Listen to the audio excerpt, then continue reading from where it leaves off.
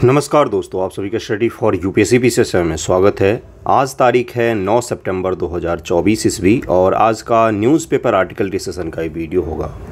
अपना ये magazine launch हो गया है। जनवरी, फरवरी और मार्च का भी मैंने मैगजीन दिया है।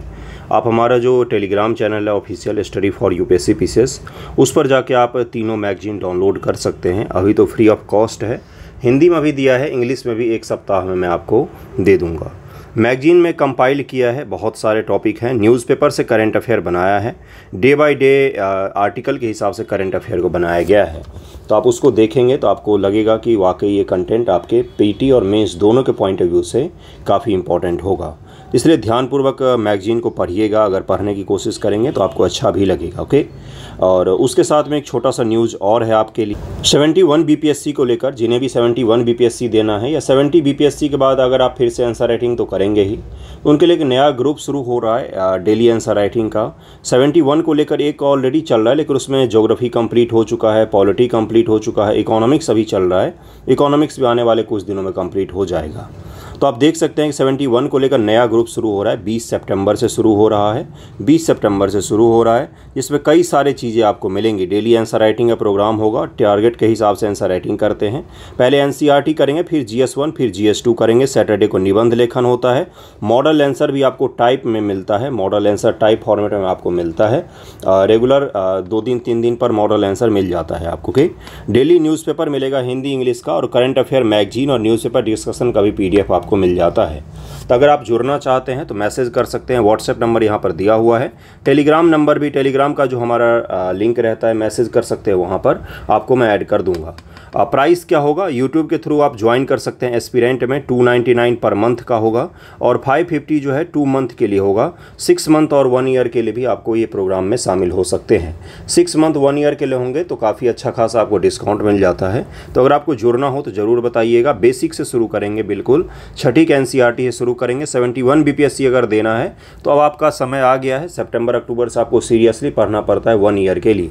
जिनको 70 बीपीएससी देना है वो तो पीटी की तैयारी करें, वही सही रहेगा। चलिए न्यूज़पेपर को देखते हैं क्या है आज आपके लिए। न्यूज़पेपर में कई सारे इंपॉर्टेंट टॉपिक होंगे आपके लिए डिटेल में। देखिए पहले हेडलाइन क्या है, तो मणिपुर के सीएम जो हैं वहाँ पर फिर से हालत ख़राब हो गई है। आपको मैंने बताया था कि एक्स सीएम के घर पर लॉन्ग रेंज के रॉकेट लॉन्चर से अटैक किया गया था। इतने एडवांस हथियार उनके पास कहाँ से आ रहे हैं, ये भी सरकार को सोचना चाहिए कि कहाँ से इतने एडवांस लेवल के हथियार आ रहे हैं। इस तरह का हेडलाइन जब भी बनता है तो ये क्या है, हमारे देश के नेशनल सिक्योरिटी के लिए कहीं ना कहीं संकट उत्पन्न होता है, जो कि सही नहीं है। जो बीरेन है उन्होंने बोला है कि टारगेटेड होना चाहिए मूव मिलिटेंट कैंप को लेकर। मिलिटेंट जो अलग अलग कैंप हैं उनके लिए उन्होंने बोला है कि आपको इनको टारगेट करके ख़त्म करना पड़ेगा। केंद्र सरकार से उन्होंने मदद के लिए बोला है। देखिए आगे क्या होगा वो तो हम लोग पढ़ेंगे ही। मई 2023 से ही ये विवाद शुरू हुआ था एथनिक वायलेंस का, और अभी भी चल ही रहा है। बिल्कुल सही सुन रहे हैं आप, अभी भी चल ही रहा है। 1.5 साल से ज़्यादा का समय हो चुका है, लेकिन हम इसको नहीं रोक पाए हैं। ये हमारी विफलता है कहीं न कहीं। गवर्नमेंट जो है उसने एक स्टैटिकल सर्वे का जो पैनल था उसको डिसॉल्व कर दिया है, और ये माना जा रहा है कि भारत सरकार अभी सेंसस करवाने के मूड में नहीं है, क्योंकि कई सारी चीज़ों को लेकर सेंसस जो है वो अटक गया है। जैसे जातिगत जनगणना जो है ये सरकार को हो सकता है कराना पड़े, क्योंकि बहुत ज़्यादा प्रेशर बन रहा है। जातिगत जनगणना करवाना पड़ सकता है। 2021 ईस्वी में एक सेंसस होना था, लेकिन कोविड के कारण टाला गया था। उसके बाद से 2023 के फरवरी में भी नोटिफिकेशन आया था कि अब सेंसस शुरू होगा, लेकिन फिर से टाला गया। अब तो 2024 भी बीत ही रहा है। अगले साल से आप उम्मीद कर सकते हैं कि 2025 में शायद सेंसस हो, 2025 में शायद सेंसस हो। 2026 में डेलिमिटेशन कमीशन भी आएगा, परिसीमन आयोग जो है उसका भी गठन किया जाएगा, और देश भर में लोकसभा और राज्यसभा की जो सीटें हैं उसका आवंटन में सुधार किया जा सकता है। इसलिए मुझे ऐसा लग रहा है कि 2026 तक का संशोधन करके डाला गया था कि 2026 के बाद देश में लोकसभा की सीटों को बढ़ाया जाएगा। 2002 में संशोधन किया गया था, अब हो सकता है उसी हिसाब से सेंसस किया जाए उसी समय। तो 2025 में सेंसस हो सकता है। अभी तो इसमें कोई भी इस तरह का नहीं देखने को मिल रहा है। आज जो हम लोग शुरू करेंगे उसमें 2 इंपॉर्टेंट टॉपिक को हम लोग डिटेल न्यूज़ में कवर करेंगे। उससे पहले एक न्यूज़ देखिए कि देश में पहला एमपॉक्स का कंफर्म न्यूज़ अभी मिला है, अभी के हिसाब से जो फैला है एमपॉक्स, उसमें कंफर्म मिला है, ऐसा उम्मीद किया जा रहा है। एक पर्सन को आइसोलेट किया गया है। कहाँ से आ रहे थे ये नहीं बताया गया है, किस हॉस्पिटल में रखा गया ये भी नहीं बताया गया है। इससे बस ये बोला गया है कि एक पर्सन है जिनको डिटेक्ट किया गया एमपॉक्स के साथ में, उनको आइसोलेट किया गया है, आगे का इन्फॉर्मेशन नहीं दिया गया है। और ये जो पर्सन है ये स्टेबल हैं, कोई अभी इस तरह का गंभीर खतरा भी नहीं है। चलिए हम लोग देखते हैं, 2 अभ्यास को देखेंगे दरअसल में, और उसके अलावा कई सारे इंपॉर्टेंट टॉपिक होंगे। AI वेपन का यूज़ किया जा रहा है, कुछ वेपन्स के नाम भी देखेंगे हम लोग, उसके पश्चात आगे बढ़ेंगे। ओके, देखिए क्या है कि समुद्री साझेदारी अभ्यास में MPX में INS टावर। अब ये क्या है न्यूज़, ज़रा ध्यान से सुनिएगा। स्पेनिश नौसेना के साथ हमने समुद्री अभ्यास किया है। आज के ही न्यूज़पेपर में अभी एक और न्यूज़ मैं आपको करवाऊंगा, जिसमें क्या है कि बहुत सारे देशों के साथ में भारत की जो आर्मी है या आर्म फोर्सेज हैं, वो सैन्य अभ्यास कर रहे हैं। इसको कहा जाए कि मिलिट्री डिप्लोमेसी जो है अपने टॉप पर है। यही हेडलाइन बनाया है द हिंदू ने। उन्होंने बताया है कि देश में आजकल बहुत ज़्यादा युद्धाभ्यास किए जा रहे हैं, और इसके मायने क्या निकाले जा सकते हैं कि हम अपने सेना को आने वाले समय के लिए, आने वाले वॉरफेयर के लिए तैयार कर रहे हैं, जिसके कारण से तरह तरह के हम अभ्यास कर रहे हैं। सभी देशों के साथ लगभग इन्वॉल्व हो रहे हैं। समुद्री साझेदारी अभ्यास में INS तबर।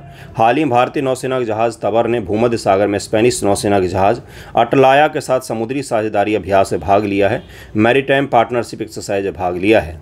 स्पेनिश नौसेना के साथ MPX द्विपक्षीय नौसैनिक संबंधों को मजबूती प्रदान करता है तथा समुद्री सहयोग में वृद्धि की प्रतिबद्धता को भी सशक्त करता है। किसके साथ लिया है? भारतीय नौसेना के जहाज़ का क्या नाम था? तबर। कहाँ पर? तो स्पेनिश नौसेना के साथ में। कहाँ पर? तो भूमध्य सागर में जहाज़ अटलाया के साथ में समुद्री साझेदारी अभ्यास जो है मैरीटाइम पार्टनरशिप एक्सरसाइज में भाग लिया है, MPX में भाग लिया है। ये पूछा जा सकता है कि हाल ही में जो INS तबर है, इसने किस देश के साथ में अभ्यास में भाग लिया था। स्टेट PCS में इस तरह के वन लाइनर वाले फैक्ट पूछे जाते हैं। MPX के बारे में, MPX कहाँ पर आयोजित हुआ है? तो मेडिटेरियन सी में हुआ है। भूमध्य सागर की हम लोग बाउंड्री को भी देखेंगे। MPX में station keeping, replacement, HT approach, flying exercise, steam pass, photo x, serial जैसे उन्नत अभ्यासों की श्रृंखला शामिल थी। ये सब नौसेना का अभ्यास हैं अलग अलग, जो सारे कंडक्ट करवाए गए वहाँ पर। INS तबर के बारे में थोड़ा सा इन्फॉर्मेशन देखते हैं। 65वीं BPSC या 66वीं BPSC में युद्धाभ्यास में शामिल जहाज़ के नाम पूछ लिए गए थे, इसलिए ये इंपॉर्टेंट होता है, ध्यान से देखिएगा इसको। INS तबर यह स्टील्थ फ्रिगेट भारतीय नौसेना के लिए रूस में निर्मित तीसरा तलवार श्रेणी का जहाज़ है। रूस में निर्मित किया गया था, जिसे अप्रैल 2004 में कालिनिनग्राद में कमीशन किया गया था। कालिनिनग्राद है, रूस का जगह है, वहाँ पर इसको कमीशन किया गया था। कहाँ पर किया गया था? तो रूस का एक जगह है कालिनिनग्राद, जैसे लेनिनग्राद का नाम आपने सुना है, उसी प्रकार से जगह है। यह वायु सतह उपसतह मिशनों को संचालित करने में सक्षम है। स्वतंत्र रूप से किसी बड़े नौसैनिक कार्यबल में हिस्से के रूप में भी कार्य कर सकता है। यह मुंबई स्थित भारतीय नौसेना के पश्चिमी बेड़े में कार्यरत है। यह supersonic BrahMos, anti cruise missile, Barak 1 missile सहित कई हथियारों से सेंसर से सुसज्जित है। यानी कि भारत सरकार का एक उन्नत और शानदार सा क्या है, तो INS जहाज़ है, INS तबर, जिसने अभी स्पेनिश नौसेना के साथ में भाग लिया है। कहाँ पर? तो भूमध्य सागर में। यह ब्रह्मोस मिसाइल का वहन करने में सक्षम तलवार श्रेणी का पहला युद्धपोत है जो ब्रह्मोस मिसाइल का प्रक्षेपण भी कर सकता है, ब्रह्मोस मिसाइल का उपयोग भी कर सकता है। मेडिटेरियन सी को ज़रा ध्यान से देखिएगा, कहाँ पर अभी आयोजित हुआ है? तो स्पेन में आयोजित हुआ है। स्पेन में आप स्पेन को देख ही सकते हैं। स्पेन ये रहा, ये फ्रांस है, ये इटली है। उसके अलावा यहाँ पर आपको स्लोवेनिया दिखेगा, क्रोएशिया दिखेगा, बोस्निया है, मॉन्टेनिग्रो है, अल्बानिया है, ग्रीस है, तुर्की है, सीरिया, साइप्रस, लेबनान हो गया, इजराइल हो गया, इजिप्ट, लीबिया, ट्यूनीसिया, अल्जीरिया और मोरक्को। ये सारे क्या हैं? तो भूमध्य सागर के अलग अलग देश हैं, भूमध्य सागर के तट पर स्थित देश हैं। अगर आपको इसमें इस प्रकार से सवाल पूछा जा सकता है अफ्रीका के कितने देश हैं, तो ये जितने आपको देश दिख रहे हैं अफ्रीका के हैं। मोरक्को, अल्जीरिया, ट्यूनीसिया, लीबिया और इजिप्ट, ये अफ्रीका के देश हैं। यहाँ पर आपको इजराइल, लेबनान, सीरिया और तुर्की जो दिख रहा है, और साइप्रस, ये सभी के सभी एशिया के देश हैं। ये सभी एशिया के देश हैं। बाकी ये सभी जो हैं ये यूरोप के कंट्री। इसको कॉन्टिनेंट वाइज बांट कर पढ़िएगा, कॉन्टिनेंट के हिसाब से पढ़िएगा। देखिएगा अफ्रीका में कितने देश हैं? 1 2 3 4 5 देश ऐसे हैं अफ्रीका के जो भूमध्य सागर के साथ में सीमा लगाते हैं। इस प्रकार से आपको पढ़ना पड़ेगा।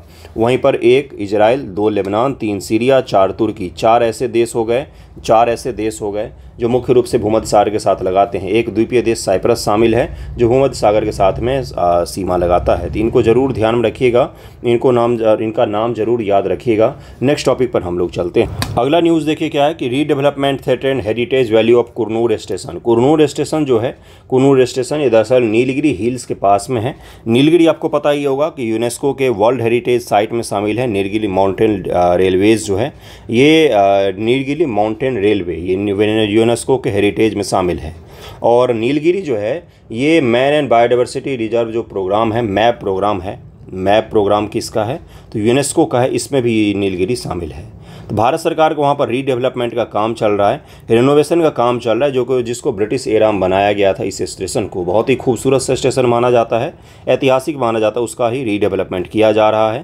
तो जो एक्सपर्ट हैं वो ये बता रहे हैं 125 साल पुराने इस स्टेशन को कहीं न कहीं इसका जो हेरिटेज है यानी कि इसकी जो विरासत है उसको नुकसान पहुँच सकता है भारत सरकार के रीडेवलपमेंट के कारण से।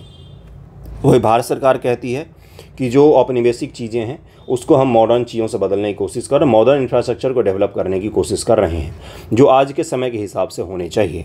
तो आपको बस ये ध्यान में रखना है कि भाई ये जो स्टेशन है ये यूनेस्को के वर्ल्ड हेरिटेज साइट में शामिल है। कौन सा? तो नीलगिरी माउंटेन रेलवे लाइन जो ये यूनेस्को हेरिटेज में शामिल है। हम लोग जरा नीलगिरी के बारे में पढ़ेंगे, नीलगिरी हिल्स के बारे में पढ़ेंगे, कितने राज्यों में है, क्या क्या इसके विशेषताएँ हैं, किस प्रकार के यहाँ पर वन पाए जाते हैं, थोड़ा सा इसको हम लोग देखेंगे। मैन एंड बायोडाइवर्सिटी रिजर्व जो प्रोग्राम है यूनेस्को का प्रोग्राम है, उसमें भी शामिल है कौन? तो नीलगिरी। तो जरा हम लोग उसको भी देखेंगे और उसके पश्चात से आगे के टॉपिक पर चलेंगे। देखिए क्या है कि नीलगिरी बायोस्फीयर रिजर्व पश्चिमी घाट में स्थित है। इसमें तमिलनाडु, केरल, कर्नाटक कुछ हिस्से शामिल हैं। यहाँ पर ट्राई जंक्शन है बंधुओं, मैंने आपको समझाया भी है। यहाँ पर 3 राज्य मिलते हैं। इधर से आपको तमिलनाडु दिखेगा, यहाँ पर केरल है और उत्तर से कर्नाटक है। 1986 में स्थापित भारत का पहला बायोस्फीयर रिजर्व था। ये भारत का पहला बायोस्फीयर रिजर्व क्या था? तो नीलगिरी ही था। मधुमलाई वन्यजीव अभयारण्य, वायनाड वन्यजीव अभयारण्य, बांदीपुर राष्ट्रीय उद्यान, नागरहोल राष्ट्रीय उद्यान, मुकुर्थी राष्ट्रीय उद्यान, साइलेंट वैली इस बायोस्फीयर रिजर्व के भीतर मौजूद संरक्षित क्षेत्र हैं। बायोस्फीयर रिजर्व जो होता है ये काफ़ी बड़ा एरिया होता है। इसमें अलग अलग टाइगर रिजर्व आपको दिख रहा है और राष्ट्रीय उद्यान दिख रहा है आपको, अलग अलग नेशनल पार्क दिख रहे हैं आपको। बहुत सारे नेशनल पार्क एक बायोस्फीयर रिजर्व के हिस्सा हो सकते हैं, इसलिए भी इसको याद रखना है। इस तरह के कॉन्सेप्चुअल क्वेश्चन छोटा सा आपसे पूछा जा सकता है। नीलगिरी में देखिए कितने सारे शामिल हैं। मधुमलाई वन्यजीव अभयारण्य, वायनाड वन्यजीव अभयारण्य, बांदीपुर राष्ट्रीय उद्यान, वायनाड जगह है केरल का जहाँ पर भी लैंडस्लाइड की घटना देखी गई थी, नागरहोल राष्ट्रीय उद्यान, मुकुर्थी राष्ट्रीय उद्यान, साइलेंट वैली और बायोस्फीयर रिजर्व के मौजूद हैं। सारे के सारे इसी में मौजूद हैं। नीलगिरी बायोस्फीयर रिजर्व प्रायद्वीपीय भारत के महत्वपूर्ण जल ग्रहण क्षेत्रों में से एक है। कावेरी नदी की कई प्रमुख सहायक नदियां जैसे भवानी, मोयरा, काबिनी, अन्य नदियां, चालियार, पनम, पूझा आदि का जल ग्रहण क्षेत्र इस आरक्षित क्षेत्र के अंतर्गत ही आता है, इसीलिए भी इसको इंपॉर्टेंट माना जाता है। दक्षिण भारत के जल प्रणाली में बहुत महत्वपूर्ण माना जाता है इसको। नीलगिरी बायोस्फीयर रिजर्व उष्णकटिबंधीय सदाबहार वन, पर्वतीय सोलों और घास के मैदान, अर्ध सदाबहार वनों, नर पर्णपाती वनों, शुष्क पर्णपाती वन, कटीले वन जैसे पारिस्थितिक तंत्रों को भी आश्रय देता है। नीलगिरी बायोस्फीयर रिजर्व अपनी समृद्ध जैव विविधता के लिए प्रसिद्ध है। इसमें फूल और कई सारे जीव जंतु पाए जाते हैं। आपको ये याद नहीं रखना है। दरअसल में आपको क्या क्या याद रखना है? तो नीलगिरी ताहर यहाँ पर मिलता है, नीलगिरी लंगूर है, पतला लॉरिस, ब्लैक बक, बाघ, भारतीय हाथी पाए जाते हैं और शेरपूंछ बंदर का भी यहाँ पर निवास पाया जाता है। शेरपूंछ बंदर जो है इसके बारे में यूपीएससी पीटी में पूछ चुका है। नीलगिरी बायोस्फीयर रिजर्व में टोडस, कोडा, इरलवास, कुरुम्बस, पानियास और आदियान, एडानाइड, चेट्टी ये सब क्या हैं? ये सब जनजातीय समूह हैं। आपसे पूछा जा सकता है कि ये जो हैं कोटा, इल्लास, कुरुम्बास ये सब क्या हैं? तो ये सब अलग अलग ट्राइबल ग्रुप्स हैं जो नीलगिरी बायोस्फीयर रिजर्व के ही हिस्सा हैं। वो यहाँ पर निवास करते हैं, यहाँ पर रहते हैं। तो कुछ के नाम तो ज़रूर ध्यान में रखिएगा, कुछ का नाम ज़रूर ध्यान रखिएगा। बाकी नीलगिरी का जो माउंटेन रेल है वो यूनेस्को हेरिटेज में भी शामिल है। उसको थ्रेटन है अभी, उसको ये लिए एक संकट उत्पन्न हो गया क्योंकि भारत सरकार रीडेवलपमेंट का प्रोग्राम चला रही है। हालांकि हमें ये भी याद रखना चाहिए कि भारत सरकार चला रही है, कोई प्राइवेट कंपनी नहीं चला रही है। तो भारत सरकार अगर चलाएगी तो हेरिटेज का ध्यान तो रखेगी ही कम से कम। तो हेरिटेज का ध्यान तो रखेगी। हेरिटेज के साथ साथ हमें डेवलपमेंट पर भी काम करना पड़ेगा। हमें भविष्य के हिसाब से अपने स्टेशन इंफ्रास्ट्रक्चर को बनाने पड़ेंगे। तो अगर ब्रिटिश एरा का कोई चीज़ है तो उसको संरक्षित करते हुए हम क्या करेंगे? आगे के डेवलपमेंट के लिए काम करेंगे। तो आप इतना छोटा सा फैक्ट ध्यान में रखिएगा। नेक्स्ट टॉपिक पर हम लोग चलते हैं। अगला टॉपिक देखिए क्या, अगला टॉपिक है कि बनारस में एक शानदार सा चीज़ बनाया गया है। क्या बनाया गया भाई? तो हाल ही भारत और डेनमार्क ये दोनों देशों के सहयोग से ये पीटी फैक्ट हो गए आपके लिए, इनको जरूर ध्यान में रखिएगा। पीटी फैक्ट हो गए, भारत और डेनमार्क के बीच में हरित रणनीति साझेदारी के तहत में बनारस में स्वच्छ नदियों पर स्मार्ट प्रयोगशाला बनाया गया है। Smart laboratory on clean reverse जो है कहाँ पर बनाया गया है? तो बनारस में बनाया गया है, ये ध्यान में रखिएगा। पीसीएस के हिसाब से बहुत ही ज़्यादा इंपॉर्टेंट फैक्ट हुआ ये, आपके एग्जाम में सीधा से पूछा जा सकता है। हाल ही में किस देश के सहयोग से प्रयोगशाला बनाया गया है? तो वहाँ पर डेनमार्क का नाम आएगा। कहाँ पर बनाया गया है? तो बनारस में बनाया गया है। क्या है? तो ये स्वच्छ नदियों पर स्मार्ट प्रयोगशाला होगा। स्वच्छ नदियों पर स्मार्ट प्रयोगशाला होगा। SLCR एक सहयोगात्मक पहल है जिसमें भारत, जल संसाधन, नदी विकास और गंगा संरक्षण विभाग, डेनमार्क तथा भारतीय प्रौद्योगिकी संस्थान, बनारस हिंदू विश्वविद्यालय भी शामिल है। कौन कौन शामिल है इसमें? भारत के जल संसाधन नदी विकास का जो मंत्रालय है वो शामिल है, डेनमार्क की गवर्नमेंट शामिल है और भारतीय प्रौद्योगिकी संस्थान IIT BHU को भी शामिल किया गया है। इसमें IIT BHU को भी शामिल किया गया है। SLRC का उद्देश्य क्या है? इसका उद्देश्य सतत दृष्टिकोण को उपयोग करते हुए वरुणा नदी का पुनरुद्धार करना है। वरुणा नदी का पुनरुद्धार करना है। वरुणा नदी जो है इसका पुनरुद्धार करना है, इसका यही उद्देश्य रखा गया है। कहाँ पर स्थापित हुआ है? तो बनारस में स्थापित हुआ है। वित्त पोषण क्या है? SLCR सचिवालय को जल शक्ति मंत्रालय से लगभग 17 करोड़ रुपए का प्रारंभिक वित्त पोषण और दीर्घकालिक और स्थिरता परियोजना विकास हेतु डेनमार्क सरकार ने 5 करोड़ रुपए दिए हैं। 5 करोड़ डेनमार्क की गवर्नमेंट से मिला है और लगभग में 16.8 करोड़ रुपए यानी कि 17 करोड़ रुपए लगभग में भारत सरकार ने दिए हैं। SLRC के अंतर्गत परियोजनाएं कौन कौन सी हैं? तो निर्णय समर्थन प्रणाली बनाया गया है, वास्तविक समय यानी कि रियल टाइम निगरानी, डेटा विजुअलाइजेशन, परिदृश्य सिमुलेशन प्रदान करने हेतु, यानी कि कैसा है नदी का स्वरूप। सिमुलाइजेशन का मतलब होता है लगभग उसका नमूना तैयार करना, उसके पश्चात उसके साफ सफाई पर काम करना। उभरते प्रदूषकों का लक्षण वर्णन, उन्नत विश्लेषण के साथ प्रदूषकों का पता लगाने, उनकी मात्रा निर्धारित भी की जाएगी। जो पॉल्यूटेंट हैं उसकी मात्रा क्या है, किस प्रकार के पॉल्यूटेंट हैं, नए पॉल्यूटेंट कौन कौन से हैं जो जल को प्रभावित कर रहे हैं, इन सभी चीज़ों का इसमें देखा जाएगा। हाइड्रोलॉजिकल मॉडल, इष्टतम रिचार्ज, पुनर्भरण, साइटों और दरों की पहचान के लिए उन्नत भूभौतिक तकनीक और गणितीय मॉडल का उपयोग भी किया जाएगा। यहाँ पर उसका उपयोग किया जाएगा। SLCR का मॉडल क्या है? इस पहल पर IIT BHU में एक हाइब्रिड लैब मॉडल और वरुणा नदी पर ऑन फील्ड लिविंग लैब की स्थापना भी शामिल है ताकि वास्तविक रूप से परीक्षण तथा बेहतर समाधान किया जा सके। वरुणा नदी भारत के उत्तर प्रदेश में गंगा नदी की एक छोटी सहायक नदी है। यह प्रयागराज जिले के फूलपुर से निकलती है और बनारस जिले के सराय मोहना के निकट गंगा नदी से मिल जाती है, इसीलिए इसको ध्यान में रखिएगा।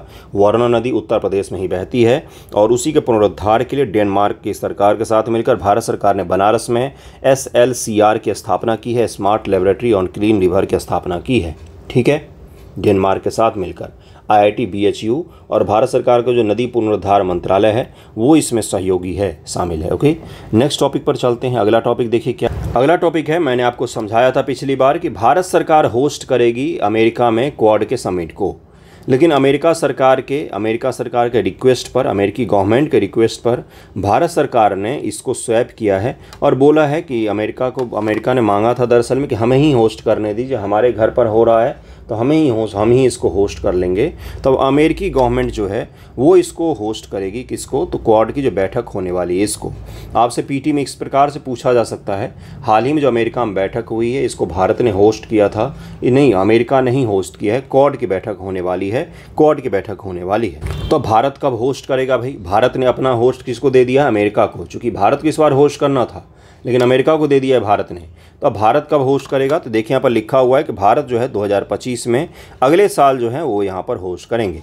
भारत अगले साल होस्ट करेगा और हो सकता है कि कमला हैरिस अगर राष्ट्रपति बनती हैं तो वो भारत आएंगी, या अगर डोनाल्ड ट्रंप बनते हैं तो वो भारत की यात्रा करेंगे। तो अगले साल 2025 ईस्वी में भारत में क्वाड का समिट आयोजित होगा। इस बार कहाँ पर हो रहा है? तो इस बार अमेरिका में हो रहा है। क्वाड के 4 पार्टनर है, आपको पता ही होगा। भारत है, जापान है, ऑस्ट्रेलिया और अमेरिका है। क्वाड का मतलब क्या था भाई? क्वाड्रिलेटरल सिक्योरिटी डायलॉग के पर्पस से बनाया गया था। इनमें चारों लोकतांत्रिक देश शामिल हैं। चीन को काउंटर के लिए दरअसल में इसको बनाया गया। 2007 ईस्वी में सुनामी के समय में 2007 ईस्वी में इसका पहली बार विचार रखा गया था। जापान के प्रधानमंत्री थे शिंजो आबे जी ने इसका विचार रखा था और उस समय ऑस्ट्रेलिया जो है चीन के दबाव में रहता था, इसलिए उसने खुद को इससे दूर रखा था। बाद में 2017 ईस्वी में क्वाड की स्थापना की गई। क्वाड की स्थापना भारत, ऑस्ट्रेलिया, अमेरिका, जापान ने मिलकर किया था। चतुर्भुज गठबंधन का नाम दिया गया था इसको दरअसल में, और चीन को काउंटर करने के लिए इसका गठन किया गया था। चारों के चारों लोकतांत्रिक देश हैं, चारों लोकतांत्रिक देश हैं। आने वाले समय में ऐसा उम्मीद किया जा रहा है कि और भी देश इससे जुड़ सकते हैं, जैसे दक्षिण कोरिया इससे जुड़ सकता है, वियतनाम, इंडोनेशिया को भी जोड़ने की पहल चल रही है। हो सकता है कि बांग्लादेश भी इसका भाग बने। इसलिए इसको ध्यान रखिएगा। नेक्स्ट ईयर इसका समिट कहाँ पर होगा? तो भारत में होगा। इस बार इसका समिट कहाँ पर हो रहा है? तो यूएसए में आयोजित होगा और हमारे प्रधानमंत्री जी उसमें भाग लेने जाएंगे। नेक्स्ट टॉपिक पर चलते। अगला टॉपिक है जो मैंने आपको कुछ देर पहले बताया था कि भारत के जो सरकार है, भारत की जो मिलिट्री है, जम के अलग अलग अभ्यासों में शामिल हो रही है। India military diplomacy in top gear with back to back exercises, एक के बाद एक एक्सरसाइज हो रहे हैं और तीनों सेनाओं के हो रहे हैं। नेवी का भी हो रहा है, एयरफोर्स का भी हो रहा है। अभी अब मैंने आपको पिछले वीडियो में बताया था तरंग शक्ति के बारे में, जो अभ्यास अभी हो रहा था कहाँ पर? तो जोधपुर में। उसी हिसाब से अब नेवी का भी देखिए, नेवी भी एक्सरसाइज कर रही। अभी मैंने आज ही बताया है आपको, इंडियन आर्मी भी अभ्यास कर रही है। तो बहुत सारे अभ्यास कंडक्ट करवा रहे। इससे क्या फ़ायदा होगा? तो हम न्यू वॉरफेयर के हिसाब से खुद को तैयार कर सकेंगे। जो आर्मी की नई नई रणनीति होती है उसमें अभ्यस्त हो सकेंगे, और हमारी जो सेना है ये नए नए तरीक़ों से युद्ध में शामिल होना, और उनका जो अभ्यास का मतलब ये तो प्रैक्टिस हो जाएगा। तो हम जिस दिन एक्शन की बारी आएगी उस दिन अच्छे से एक्शन भी ले सकेंगे। आप देख सकते हैं यहाँ पर कुछ युद्धाभ्यासों के नाम भी दिए गए हैं। इन्होंने बताया है कि भारत और अमेरिका के बीच में युद्धाभ्यास नाम ही है उसका। क्या? तो युद्धाभ्यास नाम है, जो राजस्थान में अभी कंडक्ट करवाया गया है। और उसके अलावा इंडियन एयरफोर्स का जो मल्टीलेटरल एक्सरसाइज है तरंग शक्ति, ये भी अभी राजस्थान में चल रहा था। इसमें 17 अलग अलग देशों ने भाग लिया था तरंग शक्ति में। तरंग शक्ति के बारे में मैंने आपको बताया था कि बहुत ही बड़ा अभ्यास था वायुसेना का। उसके अलावा नेवी की एक्सरसाइज तो आज ही मैंने आपको बताया है, और इसमें ये माना जा रहा है कि तरंग शक्ति जो एक्सरसाइज था ये काफ़ी बड़ा एक्सरसाइज था, बहुत ही बड़ा एक्सरसाइज था। इसमें अलग अलग प्रकार के उन्नत हथियारों का उपयोग किया गया और बहुत सारे देशों ने भाग लिया था इसमें। आप देख ही सकते हैं यहाँ पर कई सारे देशों के नाम लिखे हुए हैं। देशों के नाम इतने मत याद रखिएगा, लेकिन बहुत सारे हैं। बांग्लादेश से लेकर UAE, Singapore, Japan, Greece, Australia, बहुत सारे देश शामिल हुए थे। उसके साथ साथ अगर आपको पता होगा कि युद्ध अभ्यास, कौन सा? युद्ध अभ्यास, ये नाम ही है। इस बार अमेरिका जो भारत के साथ में एक युद्ध अभ्यास होता है जिसका नाम युद्ध अभ्यास है, इसमें अमेरिका के सबसे बड़े कॉन्टिजेंट शामिल होने जा रहे हैं। मतलब कि बहुत ही बड़ा दल अमेरिका से शामिल होगा। लगभग 600 पर्सन्स का दल जो है वो शामिल होगा। भारतीय सेना के साथ में, आर्मी के साथ में अभ्यास कंडक्ट होता है। इसमें 600 अमेरिकी सैनिक और अलग अलग दल के हिस्से जो हैं वो शामिल होंगे, और इसको काफ़ी बड़े स्तर पर कंडक्ट करवाया जाएगा। उसके साथ अगर अपने पड़ोसियों की बात करें तो श्रीलंका के साथ हमारा मित्र शक्ति अभ्यास, कौन सा? तो मित्र शक्ति अभ्यास है जिसका 10वां एडिशन इस बार श्रीलंका में आयोजित किया जाएगा। तो आपसे सवाल क्या पूछेगा? अब इस पर आते हैं। एक तो ये अभ्यासों के नाम जो हैं ये आपसे पीटी एग्जाम में पूछे जाते हैं। अलग अलग अभ्यास के नाम, जैसे मित्र शक्ति किस देश से रिलेटेड है भाई? अभी जो मैंने आपको कहा है INS तबर कहाँ पर गया था? तो MPX अभ्यास में भाग लेने के लिए गया था। कहाँ पर? तो स्पेन के सागर के पास में गया था। युद्ध अभ्यास भारत में आयोजित हो रहा है। तरंग शक्ति एयरफोर्स का भारत में आयोजित हो रहा है। कितने सारे अभ्यास मैंने बताया, मित्र शक्ति है। तो ये तो एक तो पीटी के फैक्ट हो गए।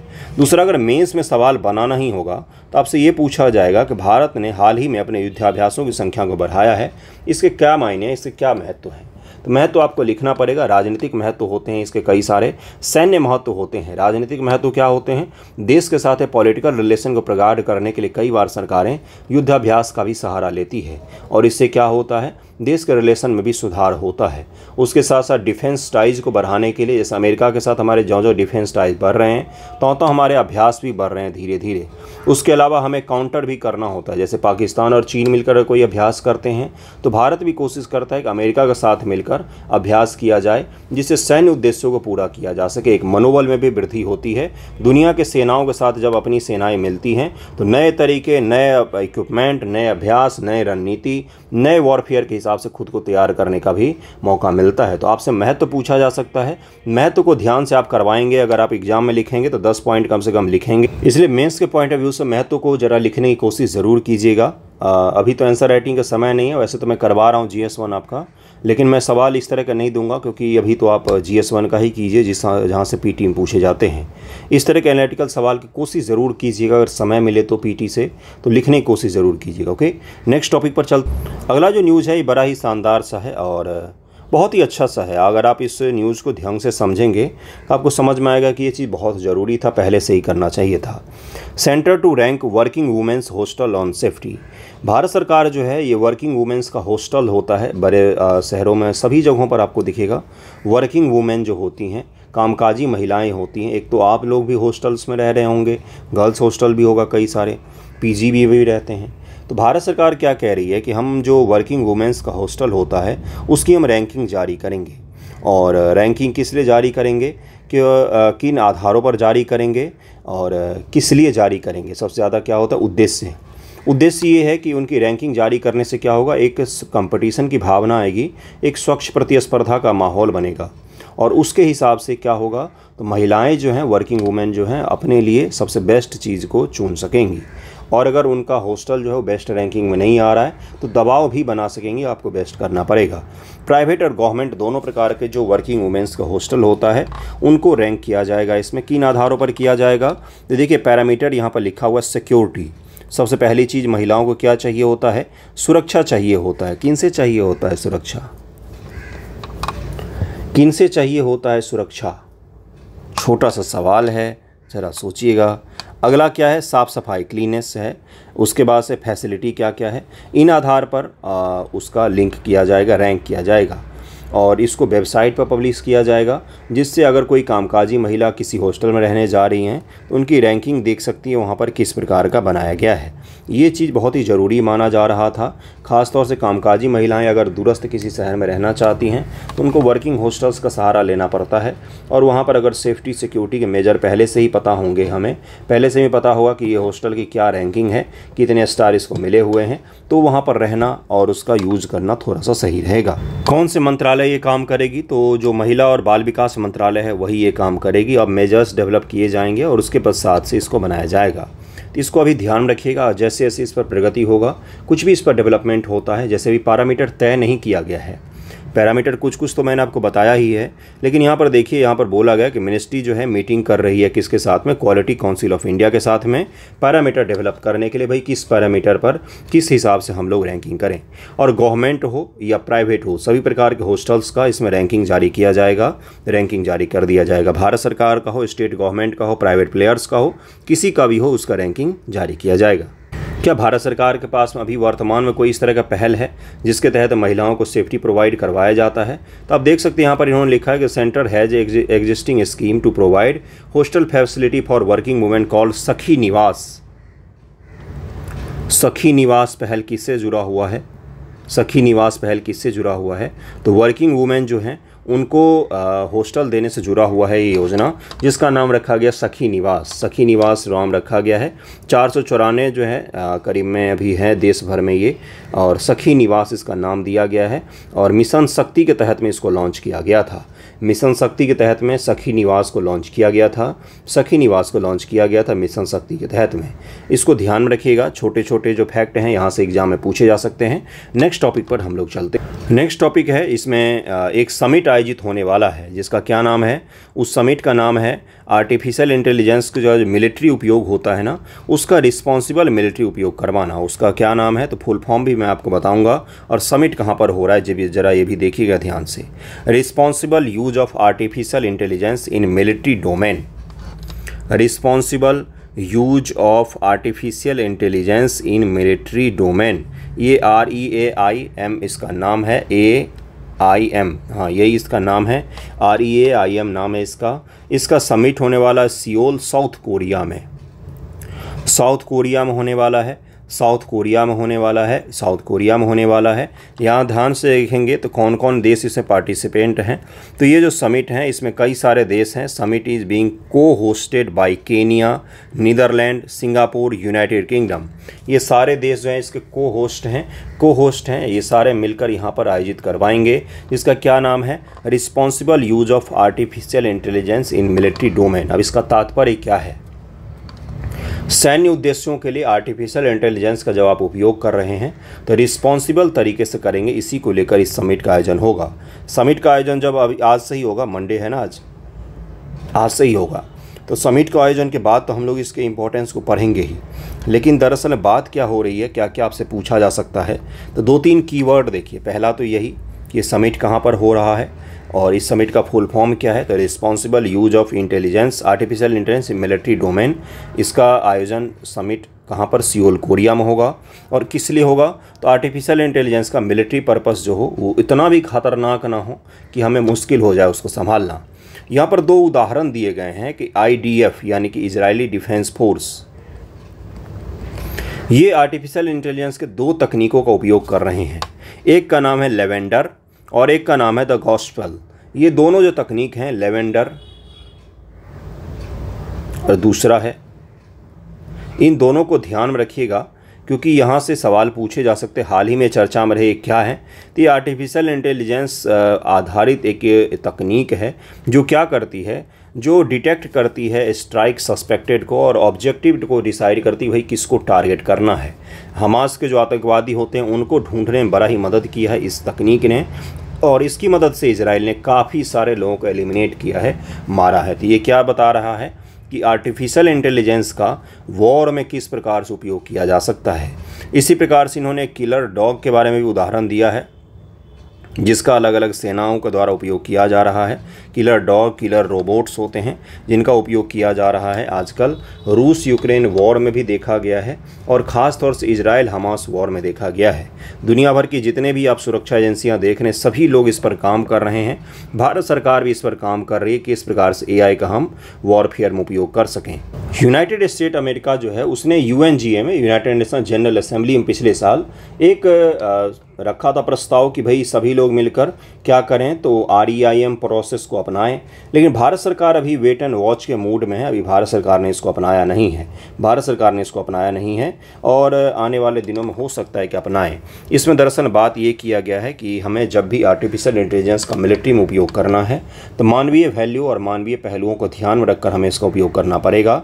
ऐसा नहीं होना चाहिए कि अंधाधुंध हम इसका उपयोग करें और जिसके कारण से क्या हो, मानव को अंत में नुकसान झेलना पड़े। तो इसको लेकर यहाँ पर विचार विमर्श होगा। इस समिट के बाद हम लोग इस टॉपिक को और डिटेल में पढ़ेंगे, महत्व पढ़ेंगे, भारत सरकार का इस पर क्या रुख रहा है वो भी स्पष्ट हो जाएगा सियोल की बैठक में, और उसके पश्चात इसको हम लोग डिटेल में पढ़ेंगे। एक छोटा सा फैक्ट और है, क्या ये पहला समिट है इसका, ये सेकेंड समिट होगा इसका। पहले जो इससे पहले समिट हुआ तो हेग में नीदरलैंड में आयोजित करवाया गया था। सितंबर 9 से 10 South Korea will host the second summit on the responsible artificial intelligence in the military domain. The first ever summit on the topic was held last year in the Netherlands में हुआ था पहला इसका समिट। दूसरा कहाँ पर हो रहा है, तो दूसरा हो रहा है साउथ कोरिया में 9 से 10 सितंबर को। बहुत ही ज़्यादा इम्पोर्टेंट है ये, इसको ध्यान में रखिएगा। फिलहाल PT के तर्ज पर मैं आपको इसका डिटेल में भी पढ़ाऊंगा। अभी आर्टिकल आने दीजिए इस पर और भी डिटेल में, इसका महत्व और समिट का कंक्लूजन क्या निकला उसको हम लोग नेक्स्ट वीडियो में कवर करेंगे। तो आज तो इतने ही सारे टॉपिक थे। PT फैक्ट ज़्यादा रहते हैं अभी के न्यूज़पेपर में और उसी को हम लोग ज़्यादा पढ़ते हैं क्योंकि PT के एग्ज़ाम नज़दीक है। मेंस के पॉइंट ऑफ व्यू से भी जब भी कोई इंपॉर्टेंट टॉपिक होगा तो मैं आपको करवाऊँगा। Okay, thank you so much आप सभी का वीडियो देखने के लिए।